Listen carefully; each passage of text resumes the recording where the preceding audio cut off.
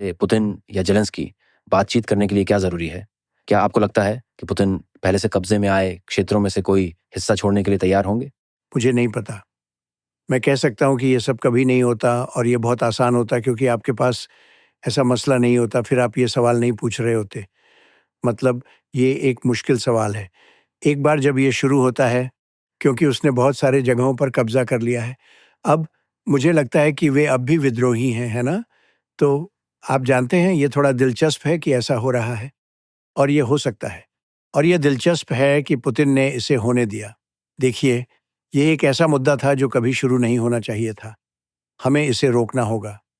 Ukraine को नष्ट किया जा रहा है।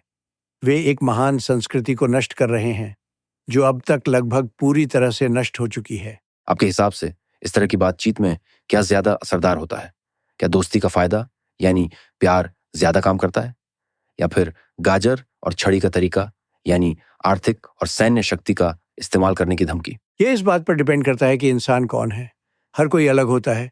बातचीत दिलचस्प होती है क्योंकि ये इस बात पर डिपेंड करता है कि इंसान कौन है।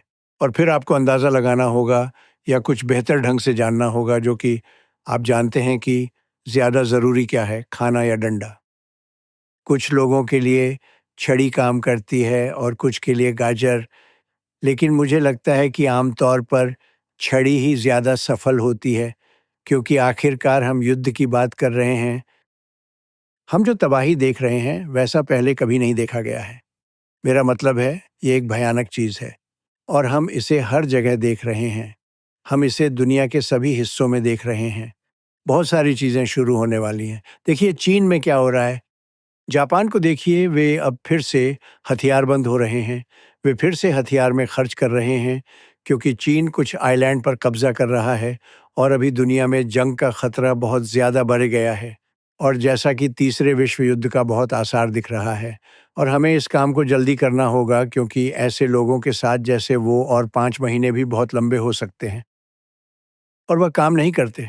वह बस बीच पर जाते हैं और सोचते हैं कि वह बाथिंग सूट में अच्छा दिखते हैं, जो कि सच नहीं है। वह कुछ हद तक अजीब है। देखिए, आप उन्हें कुछ बोल नहीं सकते। वो एक तख्ता पलट था। उन्होंने इसे अपने कब्ज़े में ले लिया। उन्होंने राष्ट्रपति पद अपने कब्ज़े में ले लिया। पूरी राष्ट्रपति की बात को एक तख्ता पलट से हड़प लिया गया था। उन्हें 1 करोड़ 40 लाख वोट मिले थे। उन्हें कोई वोट नहीं मिला, एक भी नहीं। और किसी ने नहीं सोचा था कि ये वह होगी। कोई नहीं चाहता था कि ये वह हो। वह 6 हफ्ते पहले तक मज़ाक थी, जब तक कि उन्होंने नहीं कहा कि हमें इसे चुनना होगा राजनीतिक रूप से। उन्हें लगा कि उन्हें उसे ही चुनना पड़ेगा। और अगर उन्होंने उसे नहीं चुना तो उन्हें लगा कि परेशानी होगी। मुझे नहीं पता कि ये सही है या नहीं। असल में मुझे नहीं लगता कि ये सही है, लेकिन उन्हें लगा कि ये सही है। और अब तुरंत ही प्रेस उनकी मदद के लिए आता है। चलिए, अगर हम चीन पे बात करें, तो 21वीं सदी में चीन के साथ युद्ध से बचने के लिए क्या कदम उठाए जा सकते हैं? खैर, अब तरीके हैं, लेकिन एक प्रॉब्लम है। अगर मैं बताऊं कि कैसे, और मैं इसे करने के लिए तैयार हूं। लेकिन अगर मैं आपको एक प्लान दूं, जैसे कि मेरे पास यूक्रेन और रूस को रोकने के लिए एक बहुत सटीक प्लान है और मेरे पास एक खास आइडिया है। शायद एक प्लान नहीं, लेकिन चीन के लिए एक आइडिया है, क्योंकि हमें लगता है कि हम बहुत परेशानी में हैं। उनके लिए भी बहुत परेशानी होगी, लेकिन हम बहुत परेशानी में हैं। लेकिन मैं आपको वो प्लान नहीं दे सकता क्योंकि अगर मैं उन्हें देता हूँ, तो मैं उनका इस्तेमाल नहीं कर पाऊँगा। वे काम नहीं करेंगे। आप जानते हैं, इसका एक हिस्सा सरप्राइज़ है ना? लेकिन वे हमारी ज़्यादा मदद नहीं कर पाएँगे। तो आपके पास एक प्लान है कि पद संभालने के बाद आप हाँ, पुतिन से मुझे क्या पता कहेंगे? है। नहीं, मेरे उनके साथ बहुत अच्छे रिश्ते थे और मेरे ज़ेलेंस्की के साथ भी अच्छे रिश्ते थे, लेकिन मेरे पुतिन के साथ बहुत अच्छे रिश्ते थे।